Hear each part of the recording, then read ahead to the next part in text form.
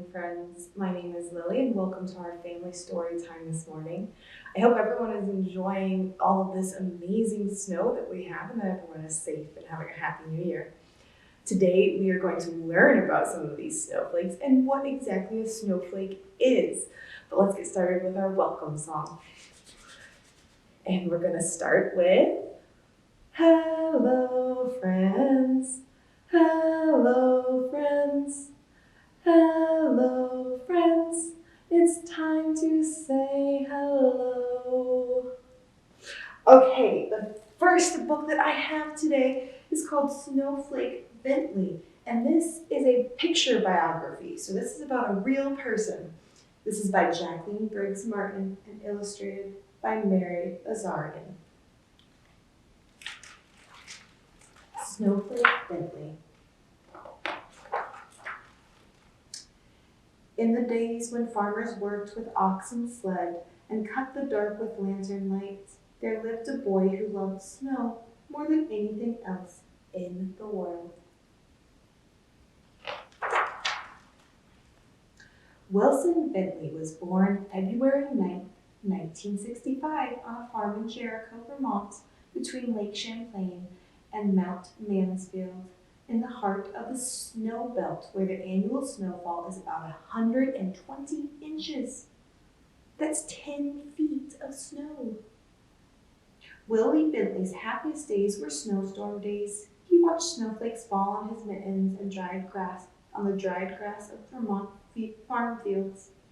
On the dark metal handle of the barn door, he said snow was as beautiful as butterflies or apple blossoms. He could net butterflies and show them to his older brother Charlie.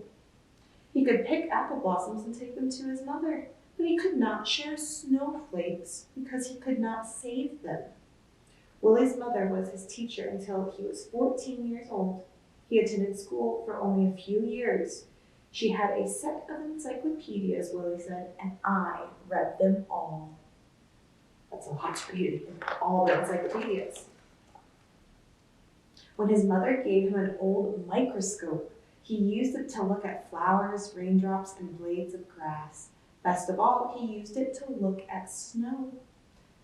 While the other children built forts and pelted snowballs at roosty crows, Willie was catching single snowflakes day after stormy day. He studied the ice crystals. From his boyhood on, he studied all forms of moisture, like rain.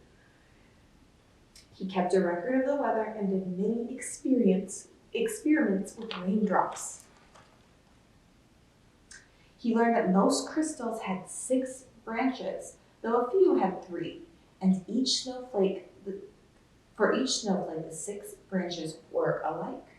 I found that snowflakes were masterpieces of design, he said. No one design was ever repeated. When a snowflake melted, just that much beauty was gone, without leaving any record behind. Their intricate patterns were even more beautiful than he had imagined.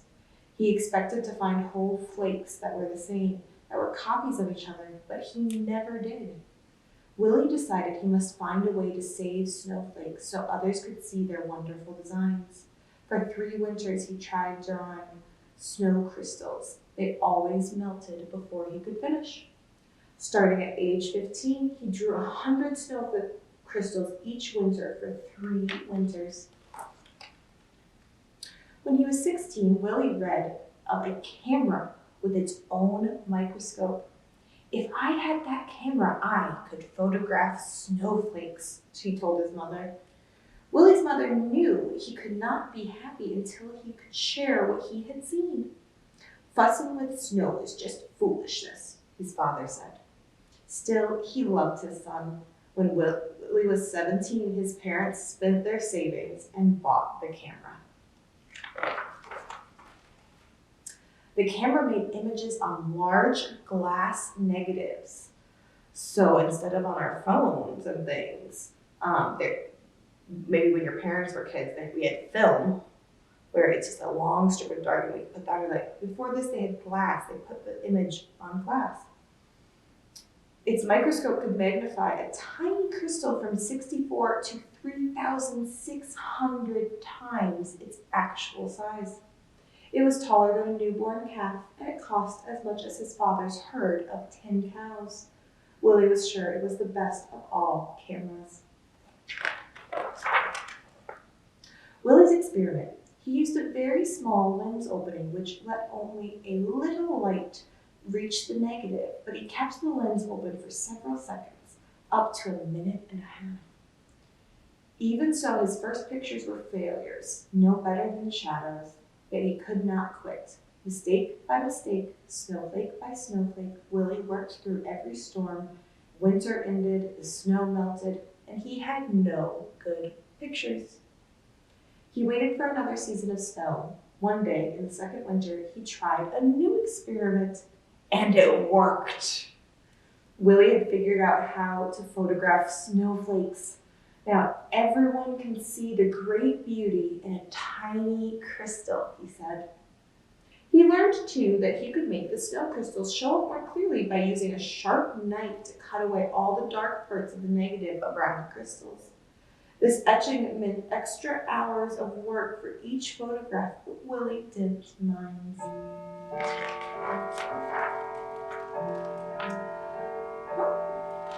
Did I skip a page? No, I don't think so. But in those days, no one cares. Neighbors laughed at the idea of photographing snow. Snow in Vermont is as common as dirt, they said. We don't need pictures. Willie said the photographs would be his gift to the world. While other farmers sat by the fire or rode to town with horse and sleigh, Willie studied snowstorms. He stood at the sled door and held out a black tray to catch the flakes. He learned that each snowflake begins as a speck, much too tiny to be seen. Little bits, molecules of water attached to the speck to form its branches. That's pretty cool. When he was found only jumbled broken crystals, he brushed the tray clean with a feather and held it out again. He waited for hours for just the right crystal and didn't notice the cold. If the shed were warm, the snow would melt. If he breathed on the black tray, the snow would melt. If he touched a muscle as he held the snow crystal on the long wooden pit, the snowflake would break. He had to work fast or the snowflake would evaporate before he could slide it into place and take its picture. Some winters, he was able to make only a few dozen good pictures. Some winters, he made hundreds. The best snowstorm of his life occurred on Valentine's Day in 1928. He made over 100 photographs during a 2-day storm. He called the storm a gift from King Winter. Willie so loved the beauty of nature, he took pictures in all seasons. In the summer, his nieces and nephews rubbed coat hangers with sticky pitch from spruce trees. So that's kind of like maple syrup. It's called pitch, that's weird, sticky pitch. Then Willie could use them to pick up spider webs jeweled with water drops and take their pictures. On fall nights, he would gently tie a grasshopper to a flower so he could find it in the morning and photograph the dew-covered insect. But his snow crystal pictures were always his favorites. He gave copies away or sold them for a few cents. He made special pictures as gifts for birthdays. He even held evening slideshows on the lawns of his friends. Children and adults sat on the grass and watched while Willie projected his slides onto a sheet hung over a clothesline. Many colleges and universities bought lantern slide copies of his photographs and added to their collections each year. Artists and designers used the photographs to inspire their own work. He wrote about snow and published his pictures in magazines. He gave speeches about snow to faraway scholars and neighborhood skywatchers. "You are doing great work," said a professor from Wisconsin. The little farmer came to be known as the world's expert in snow. the Snowflake Man. But he never grew rich. He spent every penny on his pictures. Willie said there were treasures in snow. I can't afford to miss a single snowstorm, he was told a friend. I never know when I will find some wonderful prize. Other scientists raised money so Willie could gather his best photographs in a book. When he was 66 years old, Willie's book, His Gift to the World, was published. Still, he was not ready to quit. Less than a month after turning the first page of his book, Willie walked 6 miles home in a blizzard to take more pictures. He became ill with pneumonia after that walk and died 2 weeks later. A monument was built for Willie in the center of town. The girls and boys who had been his neighbors grew up and told their sons and daughters the story of the man who loved snow. 40 years after Wilson Bentley's death, children in the village worked to set up a museum in honor of the farmer scientist. And his book has taken the delicate snow crystals that once blew across Vermont, past mountains, over the earth. Neighbors and strangers have come to know of the icy wonders that land on their own mittens, thanks to Snowflake Bentley.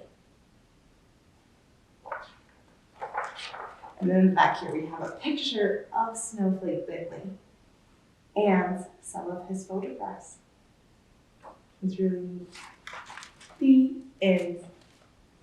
And that one's a long one, so I think it's going to be our only book for today. But since we're learning about snowflakes, check out our nonfiction section because we have some great titles like The Story of Snow and All About Wild About Weather and Extreme Planet, which has some really cool like caves and things. So make sure to check that out if you want to know more about snow.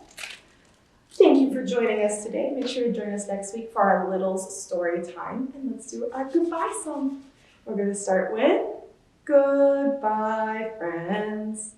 Goodbye, friends. Goodbye, friends. It's time to say goodbye. Bye, friends. See you next week.